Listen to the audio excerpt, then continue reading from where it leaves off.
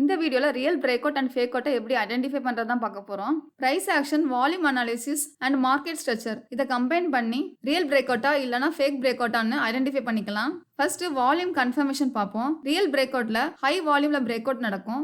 அது break out நடந்த பிளேஸ்ல நிறைய பேர் பார்ட்டிசிபேட் பண்ணிருக்காங்க அப்படிங்கறத இண்டிகேட் பண்ணும்.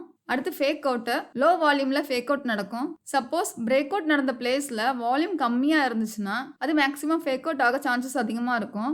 ஏன்னா அந்த பிரேக் அவுட் நடந்த பிளேஸ்ல நிறைய பேருக்கு பார்ட்டிசிபேட் பண்ண இன்ட்ரெஸ்ட் இல்லாம இருக்கு அப்படிங்கறத இண்டிகேட் பண்ணும். செகண்ட், பிரேக் அவுட் லெவல்ல நடக்கிற ரீடெஸ்ட்.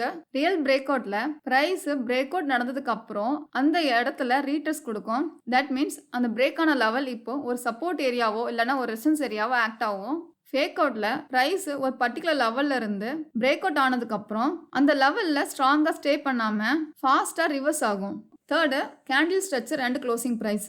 ரியல் பிரேக் அவுட்ல பிரேக் அவுட் நடந்த பிளேஸ்க்கு மேலே இல்லைன்னா கீழே கேண்டில் க்ளோஸ் வைக்கும். இங்க ஆவரேஜ் சைஸ் கேண்டில் க்ளோஸ் வைக்கிறத கன்சிடர் பண்றதுக்கு பதிலா ஒரு ஸ்ட்ராங் கேண்டில் க்ளோஸ் வைக்கிறத நம்ம கன்சிடர் பண்ணணும். அடுத்து ஃபேக் அவுட். இதுல பிரேக் அவுட் நடந்த பிளேஸ்க்கு மேலே இல்லைன்னா கீழே ஒரு விக் ஃபார்ம் ஆகும் அண்ட் பிரைஸ் மறுபடியும் அந்த ரேஞ்சுக்குள்ளேயே க்ளோஸ் வைக்கும். அடுத்து market situation and trend alignment. Suppose higher time frame ட்ரெண்டோட டைரக்ஷன்ல நமக்கு பிரேக் அவுட் நடந்துச்சுன்னா அது மேக்ஸிமம் ரியல் பிரேக் அவுட்டா இருக்கும். சப்போஸ் ஹையர் டைம் ஃப்ரேம் ட்ரெண்டுக்கு அகெயின்ஸ்டா பிரேக் அவுட் நடந்துச்சுன்னா அது ஃபேக் அவுட் ஆக சான்சஸ் அதிகமாக இருக்கும்.